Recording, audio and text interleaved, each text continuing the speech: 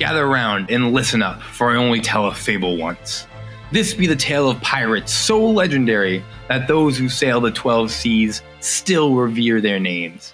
A halfling with a covenant of charm and trickery, a one-armed dwarf with an eye for revenge, and a warrior princess with beastly strength.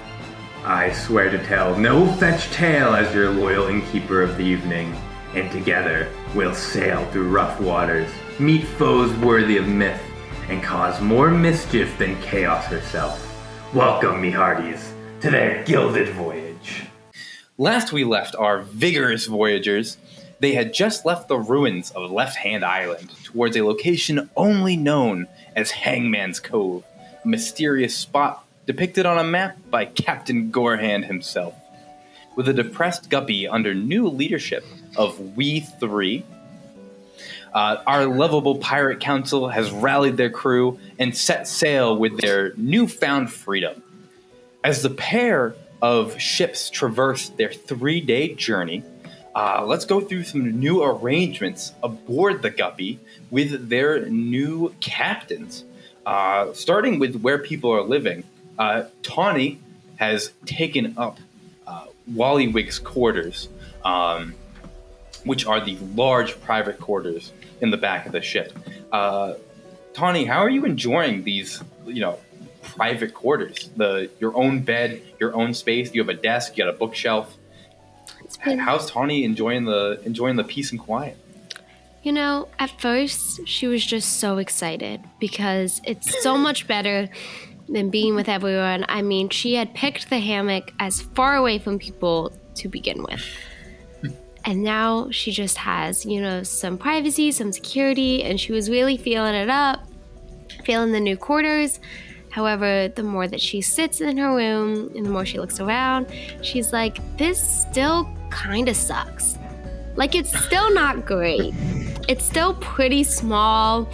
It smells like the ocean, and she's used to being like up in the sky still. Like, to quote my wife, it smells like boy in there. Every time she gets in the car, it smells like boy in here. Yeah, it smells like boy. That's a real smell. It is a real smell. It smells like boy. I know exactly what you're talking about when you say it smells like boy. Yeah. Yeah. Is there like a peephole window that she could open? Yeah, you have a porthole. Yeah, absolutely. She has that window open. She's trying to air out anything Wallywig might have left behind. She took like all this like blankets and like soft furniture and was like dunking them in water, trying to like wash away Wallywig. But that's so funny. Yeah. Tawny, I guess, aside from the smell, the decor is definitely not what you would have picked out. It's both like kind of like tacky and cheesy things, but also like gaudy in a way that's like not tasteful. You know what I mean? Like things that look like, when you walk into a place and you're like, oh, you're trying to look rich, but this is like this is really kind of it is not. But also things that are like, this is really like tacky and cheesy compared to someone who's genuinely lived in a place where, I mean, yeah, back home you didn't have wasn't necessarily like money or prestige because everyone was kind of like a tight-knit community, but like you had the best masons that the Droots had to offer. You had the best craftsmen. Like you had genuinely like things that were valuable because they were made with such skill and such care. And these things are like very clearly tacky. she just keeps like taking items she doesn't like and piling them in the map room right outside, like assuming someone's gonna steal them and not really caring like if they take them and try to sell them. She thinks that Kildak has been like taking the most valuable stuff over to his room. It is definitely Patchy Polly, who's just been like grabbing things like, yes, stealing. I love stealing, and just like grabs things and then just moves it to a different spot on the ship. It's like stealing from yourself in your own room and just moving it to a different side of your own room. Yeah. Oh, that's very funny. Cool. Connie is getting adjusted to her new room. The first mate quarters at the front of the ship also have a new resident. Kildak, how are you feeling? This is his first time, God, probably since Flan, maybe even before that he's had his own room. I have to imagine that between the journey and like sleeping on the road and sleeping kind of like in inns and in like little like taverns and stuff, or like even just by the side of the road, to being on the ship, like he probably hasn't had his own bedroom in years. It's been a long time. It's definitely more spacious than I remembered, and I don't know what to fill the space with. I don't have that much stuff. I just got this one set of clothes, my one sword, one pistol. Tawny's room is like, she's kind of like trying to redecorate, trying to clean the sheets. Kildak's room is like when you move into a new apartment and there's like the air mattress on the floor, the single folding chair, and the TV on the ground. And people are like, how do you live this way? Like, it's all I need. It is like Kildak has like a single chair in the middle of his room and his sword. That's so funny. But it makes him happy. Nice. Yeah. Do you think Kildak is spending a lot of time in his room? Like, is he appreciating the privacy, or is he still spending most time like out with the crew and just appreciates that like peace at night? No, Kildak's definitely like not one to just like sit in his room. The peace is nice when it's time to sleep. Don't have to worry about Bug Eye snoring anymore. Oh yeah, he was the worst. I mean, it still shakes the whole ship. Don't get me wrong, but it's definitely a lot quieter now, and more sleep lets me be able to do more work during the day. So makes sense. Cool. And last but not least, our lovely Wikipede has not moved her bed. Still center of attention, middle of the room in the crew quarters. Wikipede, what adjustments have you made to your cot? Not much. I mean, from the last episode, I stole the rug, and so the rug is laid out right under my cot. It kind of takes up a good chunk of the room, so it kind of also goes under the other cots. I have that really nice pillow that I stole from Wallywig. But she's mostly just a little bit sad that the other two left the room. And so it's just me with the rest of the crew. But my two other friends left. Yeah, it is. Yeah, despite your two friends leaving, Tawny was kind of always pretty quiet. She kept to herself in the other room. You mostly just miss Kildak and maybe his snoring at night, but nothing compared to Bug Eyes. And you still get most of the crew being, as large sleepovers go, every single night. You get the goofiness and the silliness, but you also get like when people just start getting tired of each other, and you get all that fun stuff. And you are just right in the center of it. You get all the drama, you get all the inside jokes. She is right in the heart of it. Out of curiosity, I know one of the things that I imagine that Wikipedia notices when she first wakes up in the morning is when she hops off her bunk barefoot on the carpet. It's so much more comfy than hopping onto the like hardwood floors. The moist wood. Yeah. Is Wikipedia always barefoot, or does she wear shoes? Okay. No, she has her boots. Okay. I had to ask just because I know if you two were out there, I don't know how often you wear shoes. I would never wear shoes, but Wikipedia is definitely wearing her boots. Deal. Cool. So with the new living arrangements on the ship, the crew sets off on their 3-day journey to Hangman's Cove. As you begin on the first day, and even through day 2 and into the 3rd day, the weather is absolutely beautiful. We had rolled a random weather and random encounter for this session. I need 2 brave souls to make a dangerous roll for me. I need 1 person to roll to see what our weather on this travel is going to be like. I need 1 person to roll to see what event is going to come over our salty sailors. Oh, Tori already knows goes. Cool. So we'll have our two of our rings, our lovely Jake and our lovely Aubrey. One of you needs to roll a d6 for me. You want to do the D6? Sure. Got a 4. Nice. That's pretty good. That's good on a D6. Lovely. And Jake, you get to do the honors, and I usually roll a d20. All right, come on, Jake. Do us good. 12. Aubrey, you rolled the best weather possible. It is clear skies. It is beautiful sunny days, tropical heat in the day with that warm, breezy nights that don't get too cold, but are like just enough to cool you down after a long day. The wind, you feel like, is always in your favor. Every turn that you make, every new heading, it seems like almost as if somebody is watching overhead, is just blowing the wind just the right direction, pull the boat right where you want to be. It could not be nicer.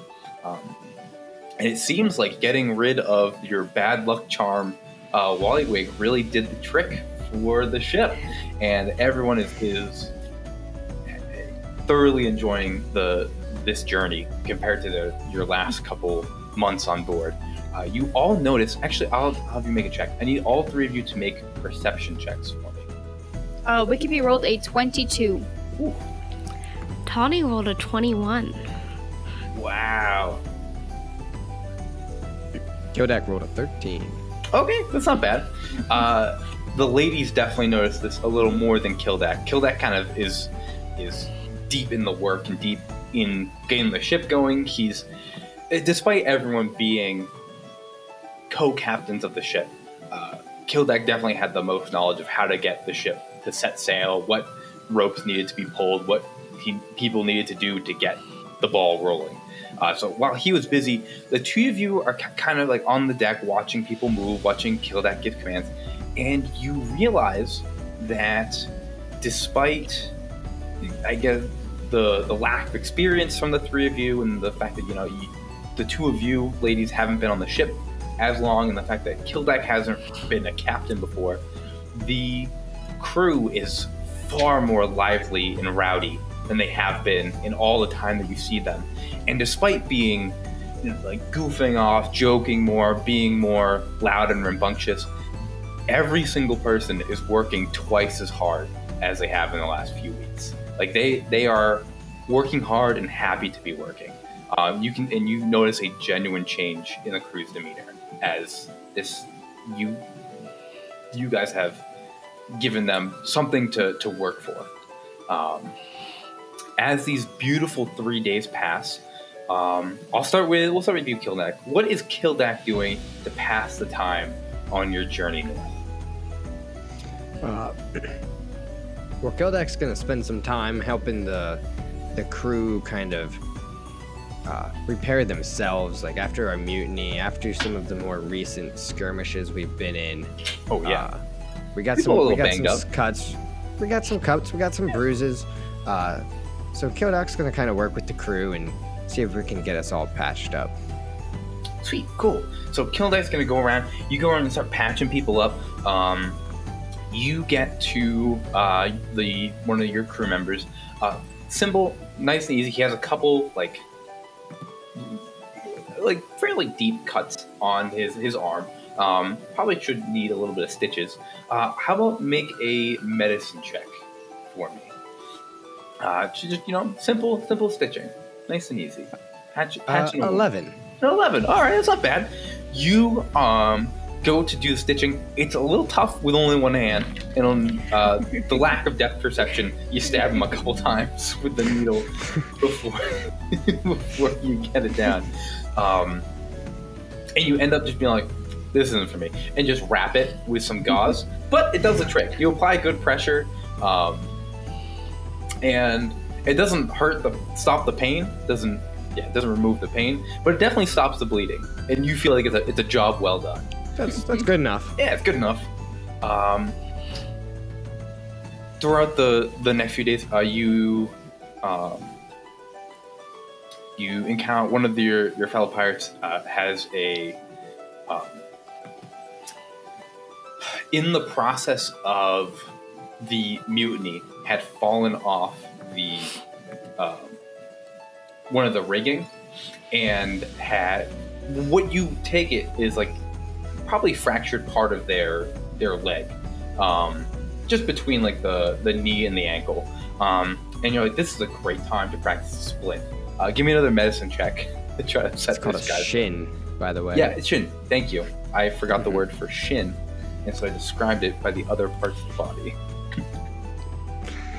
I was Seeing never as how I knew it was called a shin, that's a 16. Ooh, with the fact that you knew simple body parts, that absolutely, and I did not. Yeah, easy splint. I mean, yeah, this was easier than the stitching. You got some wood from Bug-Eye Bill, stitched him a splint, easy peasy. Where'd we get the wood? Who knows? Nobody knows. He won't tell you. Yeah, cool. Set him up, easy. Yeah, he is on the go. He hobbles around a little bit, but it's better than a peg leg. And Bug-Eye's solution was to amputate, and so you had a better solution than that. So, Kildak, as you, the last day of travel, you notice that one of your crewmates doesn't look so good. They're looks like they're turning green a little bit. They're kind of like wobbling near the side. They're leaning over the side of the deck every once in a while. Give me a medicine check. You're feeling pretty good after your past 2 attempts. So you're like you think you can diagnose whatever this guy has. You're feeling pretty good. Yeah, give me a medicine check. This is just a standard case of seasickness. Just get over it. Kodak rolled a 3. A 3. Cool. So you rolled 3. Standard seasick. You come over to him. He's leaning over the side. He's like, "Oh, Captain Kildak, I don't feel so good. I feel funny. I just feel a little funny. What's going on with me?" Ugh. Well, clearly you don't have your sea legs. This is just seasickness, son. It happens to the best of us. Oh, how do I get it to go away? I always heard that if you close both your ears with your fingers and then stick your head underwater for don't hurt yourself, just a little bit, it'll help. Under the sea, or like under just like a bucket, any water? Just a bucket of water. Oh, yeah. Okay, got it. So he gets a bucket, like he actually just gets like a barrel of water, puts both fingers in the ears, sticks his head in, and you see he's holding his head under for maybe 4 seconds, and you see his skin goes from like a green color to like a blue.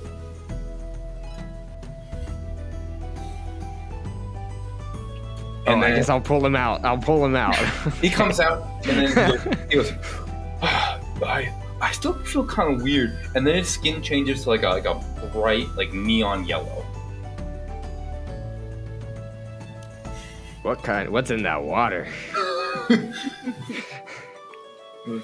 Did you just do it again? And then he puts his hand and sticks his head back under the water, and you see his skin goes from yellow, then it goes red, blue, orange, green, purple, then back to normal. And then he pulls his head out and goes, I don't know, I guess I feel better. I'm gonna... Throws up over the side, stands back and goes, thank you, Captain Kildak, that seemed to work. And then kind of like, I'm gonna go to bed. And then just walks down below deck. As he's walking down, you see him his body is just changing colors rapidly. Yeah, just like a rainbow of skin colors going through. He'll be fine. He'll be fine. Cool. So those, with those medicine checks, despite one rainbow crew member, you are halfway to a proficiency to medicine. So in some other downtime, you practice the medicine a little bit more, you'll have some proficiency in medicine. Wikipede, over the 3-day journey, what have you been up to? Anything to do with your downtime? Well, since we three have a newfound leadership, I've seen my two crewmates here have been quite busier than usual, just kind of taking a little bit more care of the ship and taking a little bit more care to like the crewmates and everything. And I don't really know too much about the ship or too much about our crewmates, so I'm just kind of gonna like follow them around and just kind of watch what they're doing, even if they don't really know that I'm there behind them in the shadows somewhere. But I'm just kind of watching everyone, just kind of secretly. Just secretly spying on everyone. Secretly spying on everyone. Give me a stealth check for me. That would be a 6. A 6. Okay. I do have a +4 to that. Wow. Okay. So Wikipede, more often for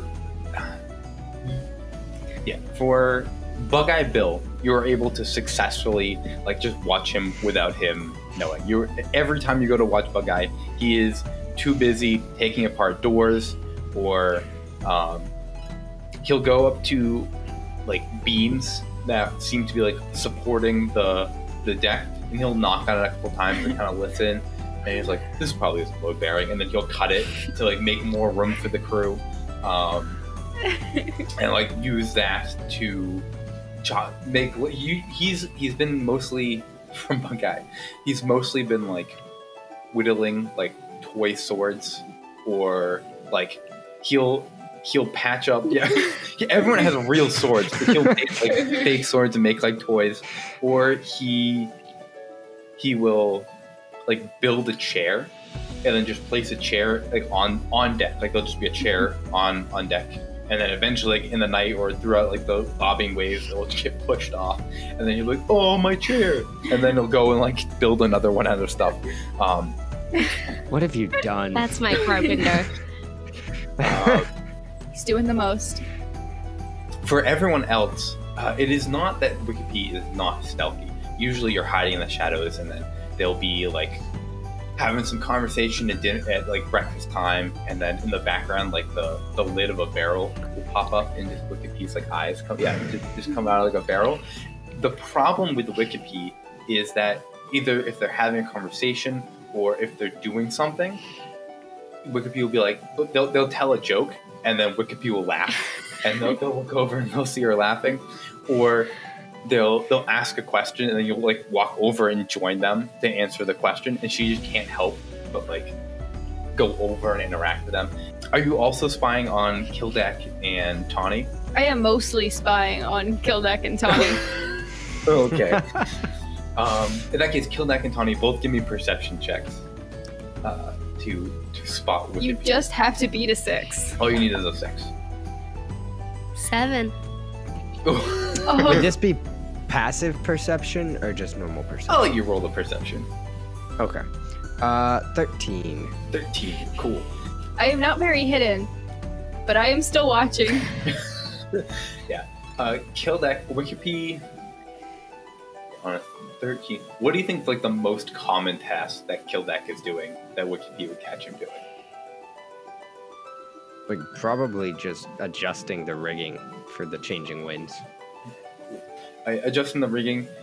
If Kildek is steering the boat, more often than not, you'll be steering, and you'll look like down, and just on the other side of the wheel Of the steering wheel? of the steering wheel is Wikipede just staring at you like through the wheel.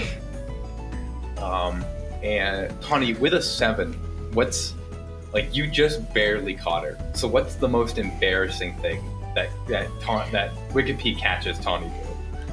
She's like, it's like late at night or something when there's not a lot of people around, and she's in a dragon mode, and she's just like flying around, and like Wikipede catches her as like she just keeps like falling, like she can't stay in the form.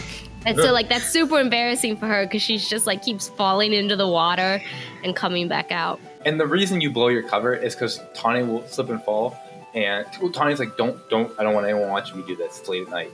And then as you're doing it, Wikipedia's just yelling like words of advice out. She can't help herself but be like, "You're doing great. You're doing great, sweetie." Don't look at me. Sorry. She goes away. The next time you crash, just keep trying. No. Wikipedia just can't help but try to be helpful. That's fun. Cool. So that will put you one step closer to the bountiful luck feat. Trying to help out your friends and give them some extra halfling luck.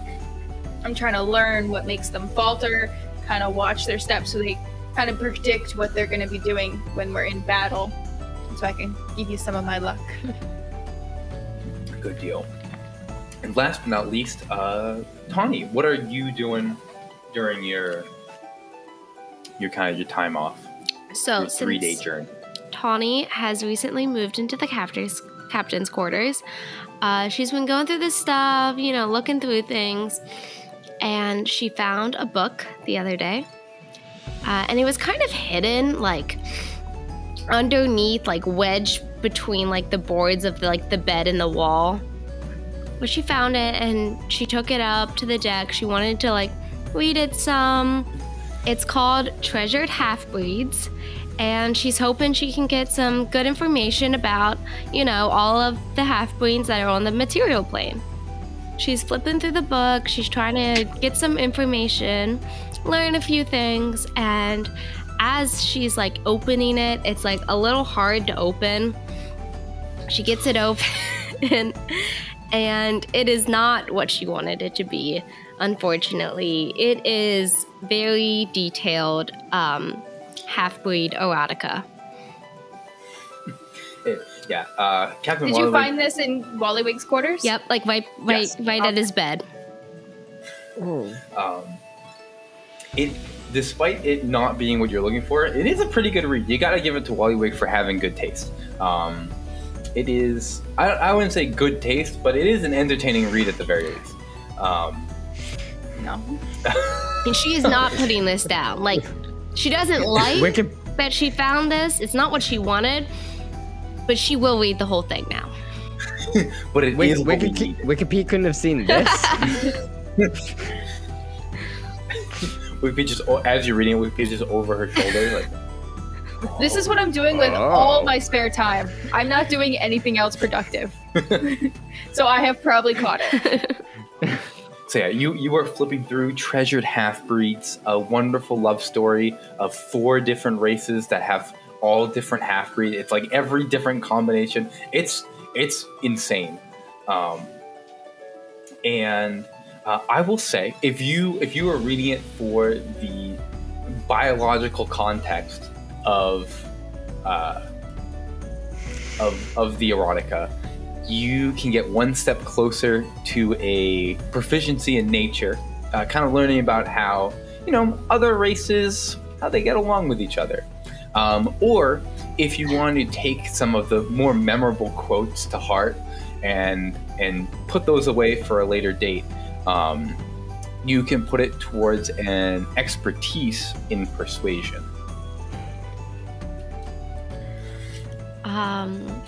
Tawny's she's gonna take some quotes, She doesn't quite get What kind of quotes? the material plane social interactions, as you can probably tell by now. She doesn't understand all of the way that people interact, and she's like, oh, this is gonna be a source from her. She is not embarrassed at all by this book. She doesn't like that it was Captain Wallywig's, that grosses her out, but Yeah. And then her sticky. yeah. But her people are very open-minded, open-dressed. So she's not ashamed. They are very sex-forward people. She's not ashamed of the contents. So she's gonna take some quotes, and just in case she needs them at a later time. Cool. Awesome. I love it. What are you doing, half-orc? Once you get that proficiency or expertise in persuasion, at any point, if you're I'm breaking out a quote from the book, whatever you say next in canon is a quote from this book, regardless of what you say. It absolutely canon a quote from the book. everyone kind of begins to notice as the journey goes on that despite getting through the trackless sea so quickly, there's still some residual magic floating around from your crossing. Some residual magic is lingering from your journey over the trackless sea. Occasionally, like, things will disappear on you, and then quickly, like within a second, reappear about a foot away from where it started. So like you'll go to reach for a cup, and it'll just boop, and then shift like a foot. Oh, that's kind of weird. That's odd. For about 10 seconds after 8 p.m. every night, everybody can hear everyone's thoughts, and then it'll just go away. But for the 10 seconds, it's absolutely hectic. Like everyone just kind of going about your business, and then you hear what everyone's thinking, and then all of a sudden it's gone. That's not really a crew favorite at all, but it's been happening the last couple nights. And at one point, aside from Rainbow Pirate's little skin problem, all of the wood on the main deck turned navy blue for over an hour. Like you were just up there, and then you look down, and the whole deck was navy blue. And then after like an hour, you look down, and it was back to normal. No idea how it happened. Bug eye. That's how it happened. It turns blue like magically. Like it's brown, it's wood colored. You look up, you look down, it's blue. And immediately just kill it. Like bug eye. I don't know how you replaced every board on deck in a matter of an instant, but I know it was you. You painted the whole shit blue. Painted the whole thing blue. But yeah, little weird things have been popping up. On the morning of the second day, however, everyone comes in to the dining room for breakfast. Mr. Orc slides a couple bowls out onto the table, and he goes, it's tonight. This morning, I got Uncle Grungo's schlop with a side of dried berries from Wallywig's personal stash. And kind of serves everything out, and kind of starts getting lunch ready. He goes, how's the journey been so far? I haven't been top deck in a little bit. Wikipedia's just stuffing her face with berries. I love berries. Do you say that out loud, that you love berries? I love berries. You hear Wikipedia scream at the top of her lungs, I love berries! Just as loud as she can. And it kind of, like everyone, Patchy Polly kind of like leans back, Bug-Eye Bill kind of leans back. Wikipedia, you notice that you screamed, but you like did not mean to yell. Interesting. Bug-Eye, not Bug-Eye. Mr. Orc goes, Miss Wickerby, are you okay? Just screaming at the top of his lungs. I'm just gonna slow down on eating the berries. Yeah? Again, top of Wickerby's lungs. Yeah! Just screams out to the rest of you. I'm gonna stop eating the berries now. Just kind of push the bowl away. Just kind of sit here quietly to myself now. What's in those berries? Kildek at the top of his lungs goes, what's in those berries? And what's in those berries? Yeah.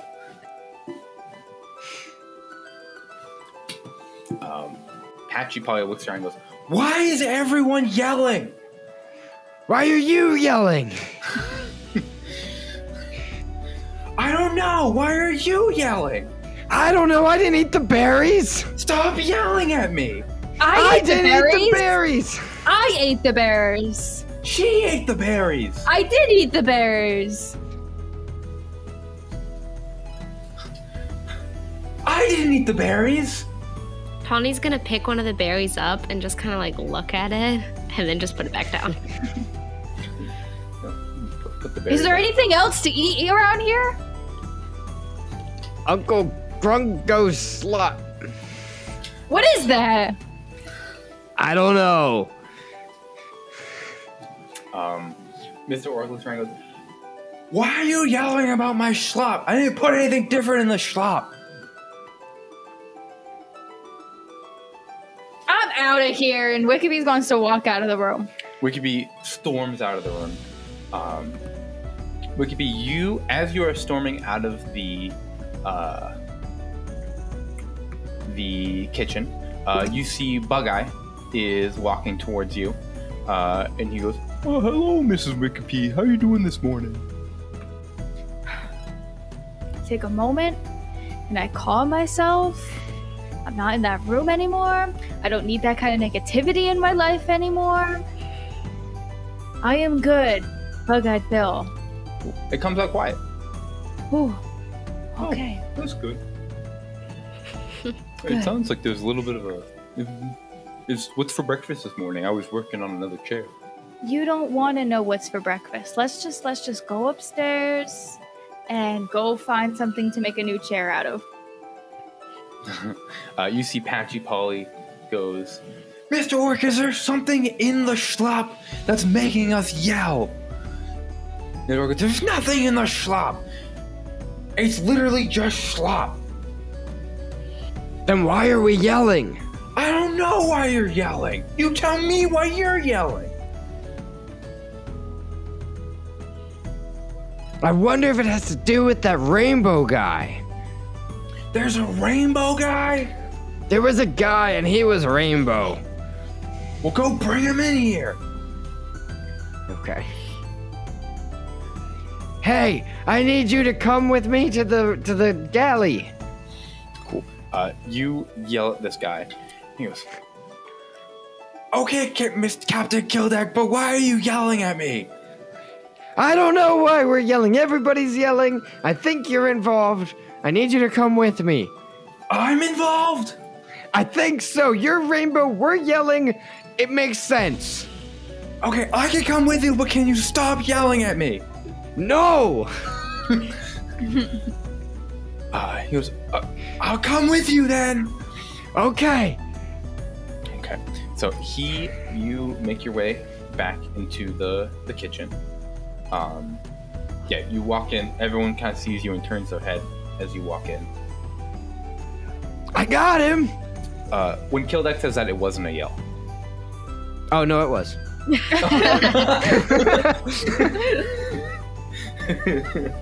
That's what I thought. Okay. Yeah, Kildek yells. I got him. Mr. Orc goes, "Boy, what did you do to my schlop?" And Rainbow Guy goes, "I didn't do anything to your schlop. I didn't even eat your schlop today. Kildek just started yelling at me." We're all yelling. "Why?" I don't know. Wickerby ate some berries, then we started yelling, and I thought maybe you were involved. "Why would I be involved?" You're rainbow. you see his color like shifts to like a sad blue.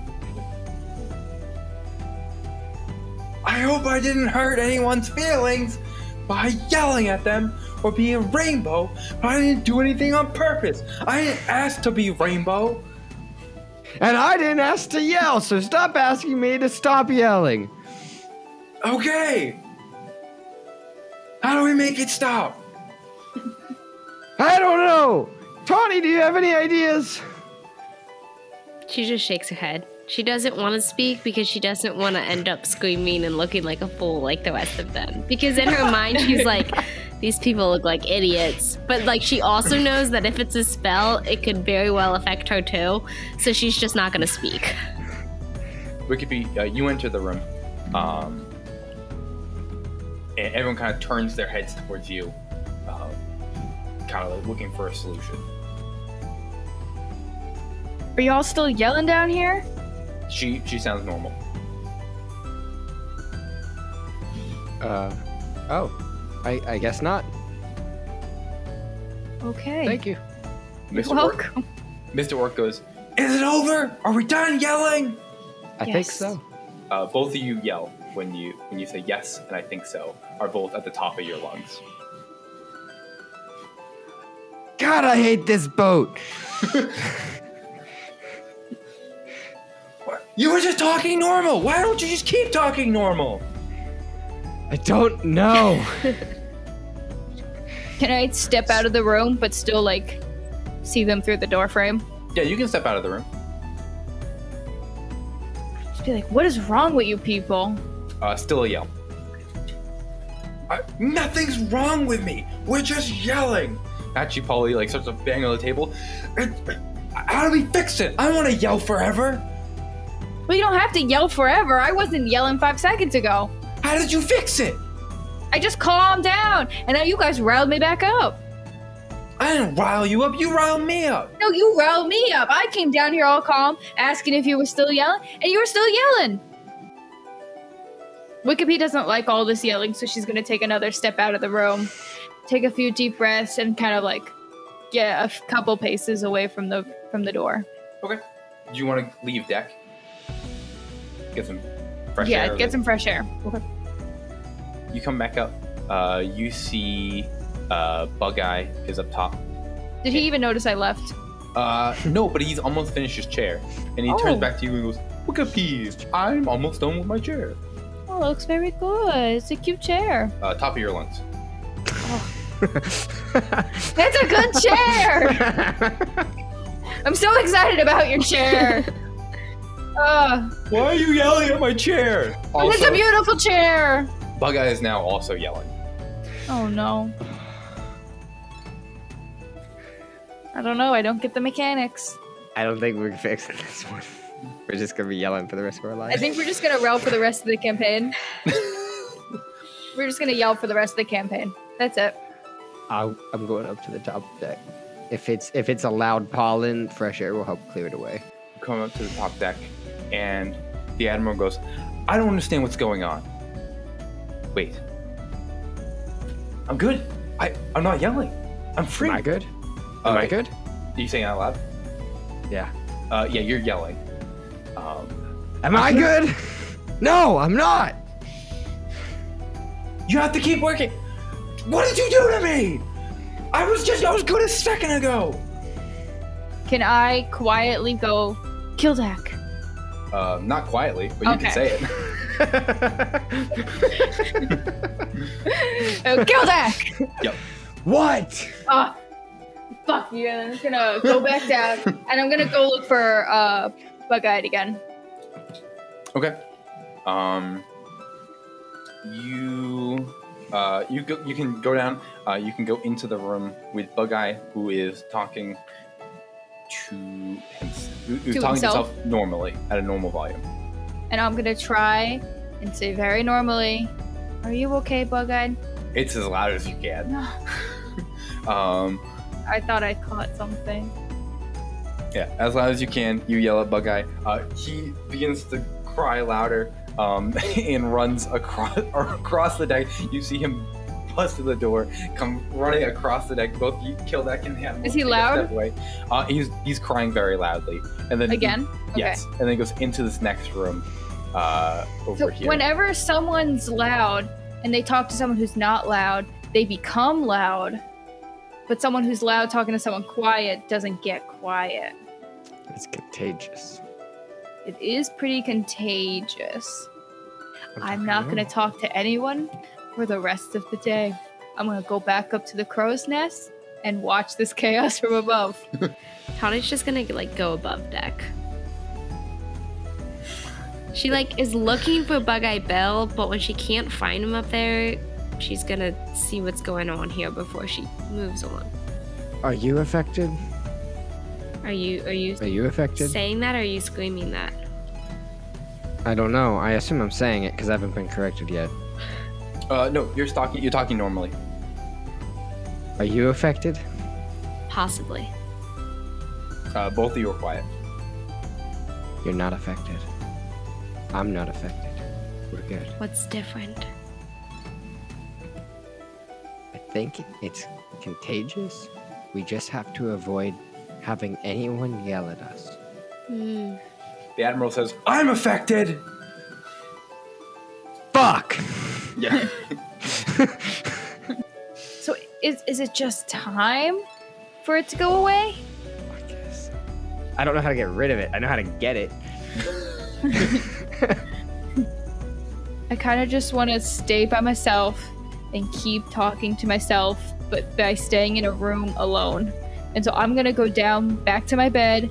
I'm gonna sit in my hammock, and I'm just gonna kind of just keep mumbling stories to myself. And I probably sound crazy, but I'm just gonna talk about the tales of the Corn Castle and my people back home, and about my sister who I miss so much. And I'm just gonna keep talking here, hopefully by myself, looking around, making sure no one's gonna enter the room.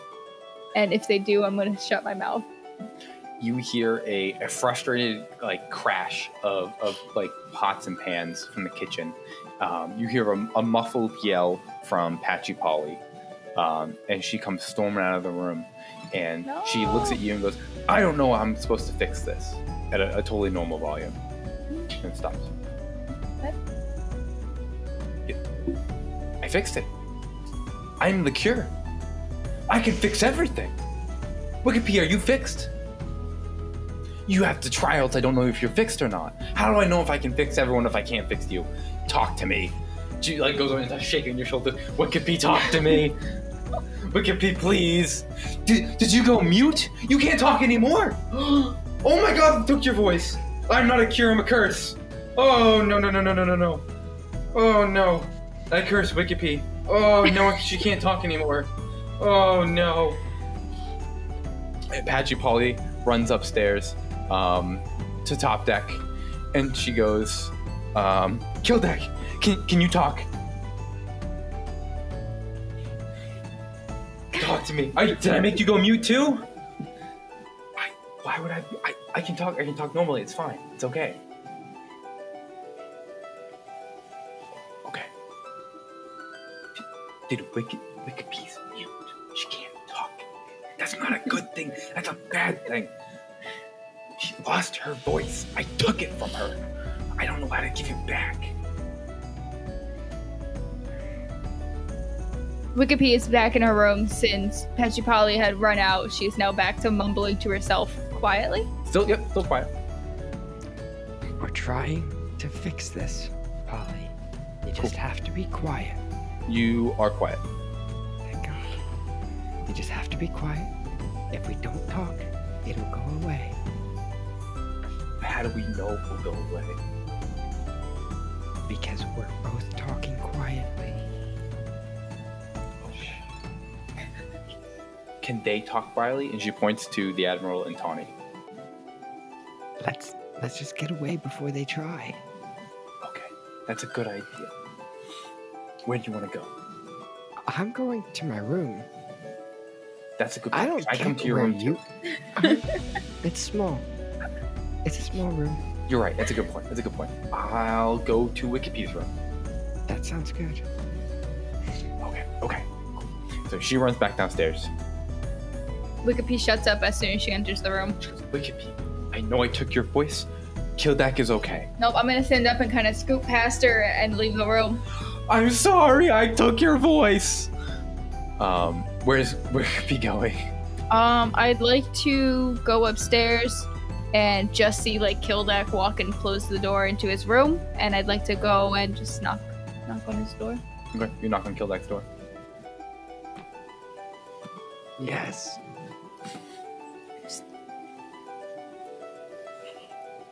Who is it? Well, that Morning. knock sounds about 3 feet off the ground, so I'm gonna guess it's Wikipedia. You can come in, I guess. It's a small room. Right, and she turns the handle and quietly comes in, closes the door behind her, just kind of scoots over to like a corner like next to your bed and just kind of sits down and looks up to you, and just very silently, she doesn't say anything. Tawny, the Admiral looks at you and goes, I don't know what to do. I don't know how to fix this. Do you have any ideas, Princess? Is he screaming? Yeah, he's screaming. She'll cast her detect magic spell. Cool. You cast detect magic. There's currently this weird magical aura floating around you and Bug-Eye. So Bug-Eye goes, I don't want to yell anymore, and then turns and like begins to go to like the front of the deck, and you see that magic swirl away from Bug-Eye and into you and the Admiral. So she is going to like go like this to the Admiral and then grab him and try to like drag him back down to the kitchen where Mr. Orc is. Okay. You grab him and you just start towing him, and he's so confused that he's willing to go with you. You make it back down to the kitchen. You see that Rainbow Pirate has magic around him. You have magic. The Admiral has magic, and Mr. Orc is like grumbling to himself, and he does not have magic on. She's going to like she kind of positions Admiral so he just like sits at the table, and then she's gonna grab Mr. Orc and try to pull him out of the kitchen. Okay, you like pull him out of the kitchen, and he's like, "Princess, what? I'm cooking lunch. What do you need? What do you need? You're gonna pull him into the kitchen." She's just like, shh. So, But she doesn't say anything. okay, yep, she didn't say anything. Now that he's in the kitchen, does anything change? Nope, it's still just you and the Admiral that have this magic around you. Okay, then she's gonna take Mr. Orc again, and she's gonna go outside of the kitchen. Okay, you take him outside of the kitchen. Only you and Mr. Orc. Only you have magic. Mr. Orc does not. Thought I'd get it to pass on to someone. Tawny, what is this about? My stew is burning. There's something going wrong. We need to figure out the spell. You yell that at Mr. Orc, and you see the magic leaves you and goes to Mr. Orc. She's going to see that and then like pat his back like good job, like a good job, and then run out. Just as he's about to like say something to you, you just book it out of the room. And she's not going to knock, but simply walk into Kildak's room. Cool. You bust into Kildak's, and the three of you are in that room. And none of us have the magic, right? None of you have the magic.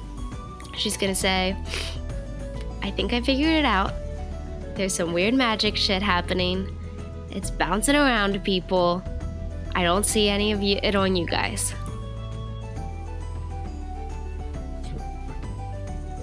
Wicked P, you are not infected. You're good right now. Polly Pocket stole her voice. Patchy Polly stole her voice. Polly Pocket. No, I don't. New character, Polly Pocket. It's Why Patchy are you Polly's in my room? twin. Why is everyone in our room? It just feels safe in here. It's just 'cause safe. it's small. Tawny's gonna say, Comforting. the screaming issue is some contagious jumping shit. I figured it out for you. I'm not contaminated. Solve the issue. What if we just kick the two people who are infected off the ship? Send them to the other ship. Send them to the other ship. And then there's no more infection here. On our ship, yeah. Okay. However, we do own both ships. This will still be a problem. But then it's up to the other ship to figure it out. Do you really think Mario's that smart? I don't care. It's not my problem anymore. It'll be Marblo's problem. I will say that since Tawny has figured out how, now that you have figured out how it travels, you can isolate it and force it onto particular people. Can we force it all into one person and that one designates a person? Yeah, you can Just force it all into walks one the person. plank. Wikipedia, make a history check. History. Oh. History's no bueno. It's a 9. I rolled a 10. Okay. I will say, it you round it up into one pirate.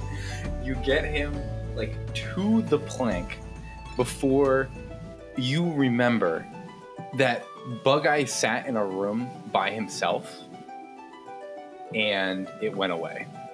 But this pirate is on the plank, and the whole crew is currently out here cheering. Like he has like been gagged by a bandana, and the whole crew is just cheering like, "Walk the plank, walk the plank."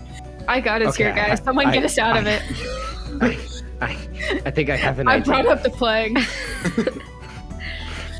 I have an idea. Okay, I'm gonna whisper it to this pirate who's gagged.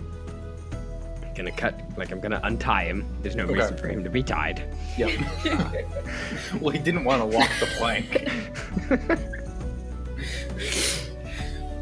He wasn't thrilled with the idea of dying, so. And I'm gonna. He did appreciate the idea wasn't just to be eaten by Tawny, so that was a win. Doesn't sound like it would solve the problem. Okay. Gonna grab a long rope. I'm gonna tie one to the side of the ship.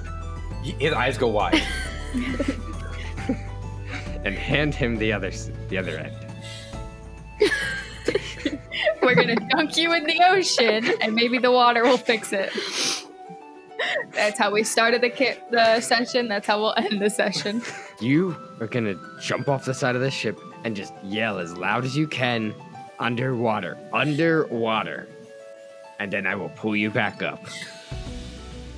Gonna try and persuade him real quick. So That's a it's the natural plan. 20. Ooh. You nat 20 for persuasion. You tell him that if he jumps, he's gonna be cured, and that you'll pull him back up.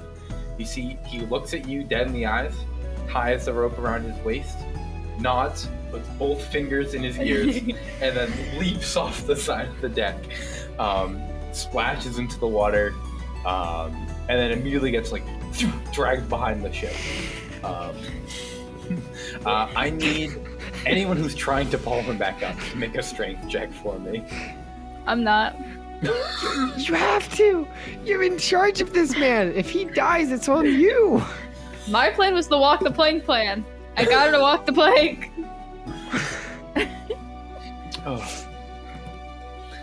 So Keel's like, you're pulling up Tawny, are you pulling this man up?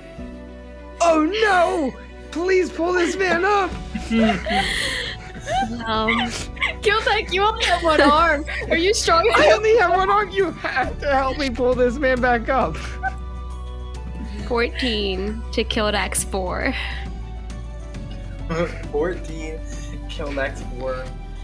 Oh, the two of you just need to top a 10, but below a 5 was going to be really bad. So I'm very glad that you rolled as well. The two of you drag him up the side of the ship. He is soaked and scared. He comes up, he's panting. He's like, "Oh my god, that was horrifying.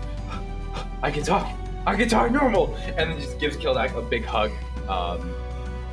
and then like kind of like gets a hold of himself, like kind of gives you like whatever like a pirate salute is, and then the crew goes ballistic. They got to see nobody die and somebody walk the plank. Like they could not be.